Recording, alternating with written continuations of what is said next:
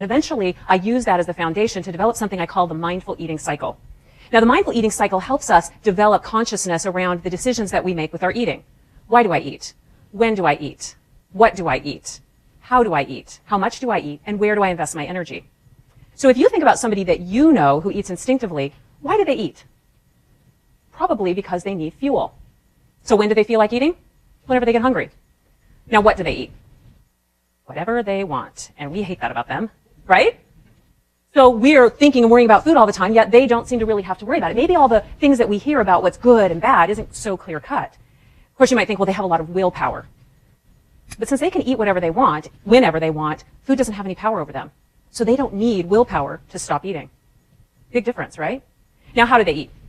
They eat with the intention of feeling better when they're done than they did when they started. It's as if they have a built-in thermostat that keeps their fuel level in a comfortable range. If their fuel level begins to drop, they feel hungry, and that triggers the desire to eat. As they're eating, their fuel level goes back up, and the thermostat tells them, you know, you're about to cross that little invisible line back into discomfort. Have you crossed that line before?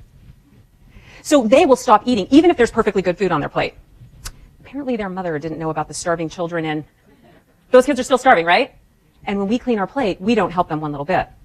Now, where do they invest their energy? Living their life. They work, they play, but they may or may not exercise. But who's exercise good for? Everybody. Yet, people who eat instinctively may or may not be getting the exercise that they need to be healthy. Now, the good news is that every single one of us was born with the instinctive ability to eat this way. The bad news is many of us have forgotten how. So when you think about those of us who struggled with eating or overeating, why do we eat? Primarily for triggers. Does the name Pavlov ring a bell? So we eat for physical triggers like thirst or fatigue. We eat for environmental triggers, the presence of food, food we've paid for, free food, which is kind of funny, isn't it? If you paid for it, you have to eat it all, but if it's free, you have to eat it all. We eat for emotional reasons too. We eat when we're stressed. We eat when we're bored. We eat when we're mad. We eat when we're sad. We eat when we're celebrating. We eat when we're rewarding ourselves.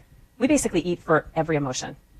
So isn't it interesting that in this current food abundant environment that people would struggle with food when they're so disconnected from the real reason that they need food in the first place? Now, the question is, if you're eating because you're sad, mad, glad, stressed, or bored, or because you see food or there's free food, when do you feel like eating? All the time. All the time. And what do you feel like eating? See, that's when I like to throw a little 3-ounce piece of salmon on the grill. No? No. Broccoli? What do you eat? Chocolate? You eat chocolate, potato chips, pizza, brownies, hamburgers, beer, right? Why you want to eat will affect what you eat. That's the missing link for so many of us. Now, how do you eat when you're overeating? Fast. As though we have something more important to do than to eat. We eat leaning over the sink or standing in front of the freezer with ice cream.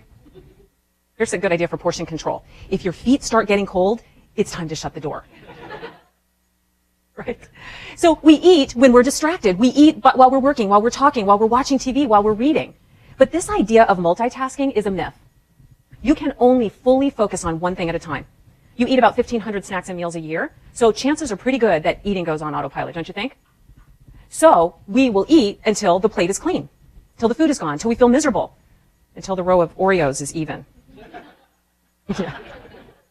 Now, what does your body do with fuel that it didn't ask for? It stores it. Of course it does. And that's not the problem. The problem is that eating cannot meet your other needs very well. So if you eat when you're bored, that gives you something to do, except when you stop, you're bored again. So you have to eat again. Again, in this abundant food culture, we can lose the ability to know when we've had enough.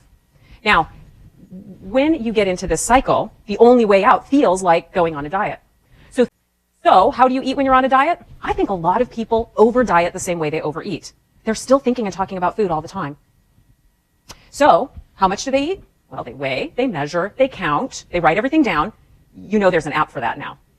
So we get to this place where we're investing all of our energy in food and thinking about food. What about exercise? Dieting turns exercise into punishment for eating. You exercise to pay penance when you were bad. You exercise to earn the right to eat. So in my office, they would come in and say, oh, I know I should exercise, but I hate it. So here we are, caught in this cycle again. Most people don't have enough time, energy, or willpower to stick to a diet indefinitely. So they go on their diet, off their diet, in control, out of control. You know, I read a study, recent study, they surveyed 14,000 people about their weight history. And based on this study, what we found out is that 1 in 6 people have lost weight and been able to keep off maybe 10% of their body weight for 1 year or more. 1 in 6. As a physician, what other treatments would I prescribe to my patients multiple times every day, knowing that 5 out of 6 people would fail? And then blame them when they do. So I retired from medicine. OK 啊，完整版的视频大家可以在评论区找到啊。我们来讲一下这个视频中最重要的部分啊，就是这个圈啊，正念饮食。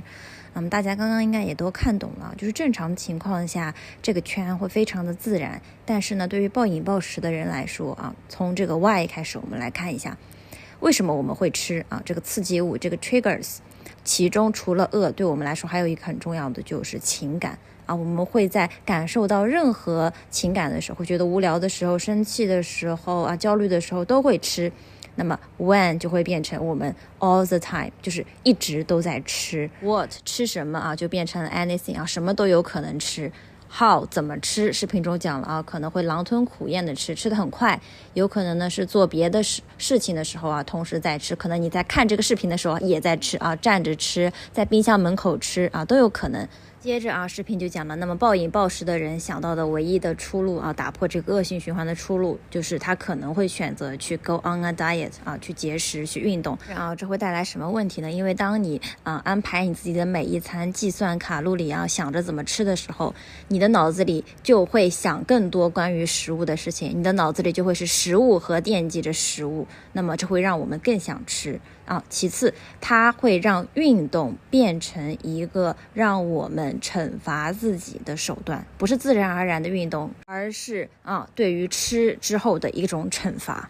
那么这个视频我觉得是偏向一个CBT 向的，它给大家画出了一个圈指出了一些非常容易陷入的一些误区。